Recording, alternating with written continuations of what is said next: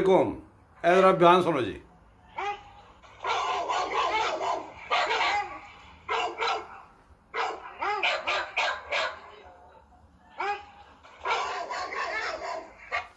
ਇਹ ਹੁਣ ਜਿਹੜਾ ਮਹਿੰਗਾਈ ਦਾ ਸਿਆਪਾ ਪਿਆ ਹੈ, ਇਹ ਮਹਿੰਗਾਈ ਤੇ ਰੌਲਾ ਪੈ ਰਿਹਾ।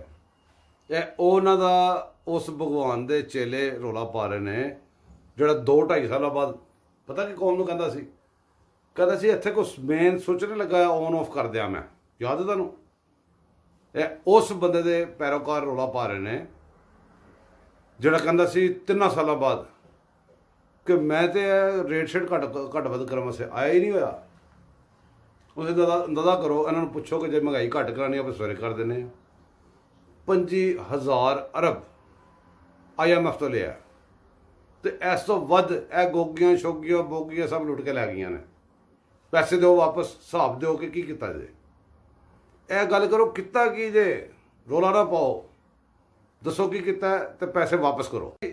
गल इस तरह रहिंदे 5 ही ने, कभी घट जाते हैं कभी वध जाते हैं। 5 पूरे करने होंगे इन्होंने लाजमी टूना है इन्हों का, लेकिन वो बिल्कुल उहो जिहे लैके आते हैं। इन्होंने एक ड्रामा बनाया, आपस ही लड़ते हैं, आपस एक दूसरे गालां कढ़ते हैं। फिर विचों एक अद्धा आके एक पेज वाले की गल कर रहे यार तुसीं पता नहीं की समझे हो। वो फिर बाद चो आके एक अद्धा विचों कहंदा खबरदार जो साडा नाम लिया तो उन्होंने मतलब यह नहीं होंदा कि उन्होंने मना कर रहे हैं। उन्होंने तो खुली छुट्टी है, वो कह रहा उन्होंने वेखा वेखी कि तुझे ना शुरू हो जाना इस वास्ते कहता वो। तो वह जो नोटिस लै बैठा जे, उस बंदे को पुछो कि यह 5 बंदे तो इलावा सुप्रीम कोर्ट के जज नहीं गए और तो यह नोटिस जो लै रहा तू, तेरा बनता नोटिस लेना। तू जुबान उस समय ना जी तेन इन्हें सुनाई सी, तू जुबान उस समय ना जी तेरा होनी चाहिए है। तो मेरा ख्याल है कि भी बजाय आते कि सज्जे खब्बे अभी टाइम शाम जाया करिए, पहले दिन नोटिस का पुछ लिया, नोटिस ले लीए प्लीज़। तो मैं सोचा कि सारे बंदे सारे रिक्वेस्ट करना कहते नोटिस लवो। गैर कानूनी जो बंदा काम करे, गैर आईनी गैर कानूनी, उनकी कोई रिस्पैक्ट नहीं, उनके और गैर कानूनी गैर आईनी काम की कोई रिस्पैक्ट नहीं। नोटिस किसी के नहीं जाना चाहिए। तुसीं पहले भी गए सी, तुसीं मर गए सी, तुहानूं बिल्कुल नोटिस जुत्ती की नोक पर लिखना चाहिए। लो जी सीरियस गल्लां तो हो गई। मैं कहा तुहानूं एक लतीफा सुना के साथ दईए थोड़ा जिहा। गल इस तरह कि एक बाजार से मार्केट से उनके बाहर ना उहदे रश बड़ा सी, तो बड़ा रश। एक चिड़ी ते चिड़ा बड़ा आपस में प्यार करते सी।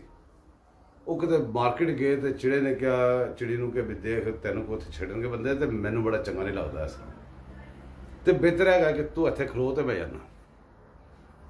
वो चिड़ी नूं खिलार के गया तो जो वापस आया ना, चिड़ी उत्ते किसी कां ने कब्जा कर लिया सी।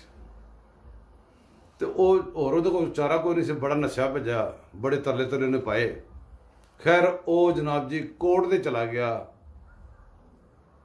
जाके उन्हें कहा जी ए मेरा किस्सा है तो मेरी चिड़ी मैं खिला के गया, कां ने कब्जा कर लिया। कोर्ट ने आप इंज करके धौन चुकी। कोर्ट तो याद रखना। उन्हें कहा जी चिड़ी इस टाइम किंदे कोल है? उन्हें कहा जी कां कोल। उन्हें कहा जिंदे कोल हैगी होंदी ले जावे। बाहर आए तो जनाब चढ़ार होवे बड़ी बड़ी उच्ची, तो वेख्या तो परे बह कां भी रोवे पिया। उन्होंने लोगों ने कहा यार चिड़ी की तो समझ लगती है, और चढ़े तो समझ लगती कि क्यों रो रहा है, चिड़ी घुस गई है। यह कां क्यों फिर होंदा है? कां नूं पुछया भी तू क्यों रो रहा?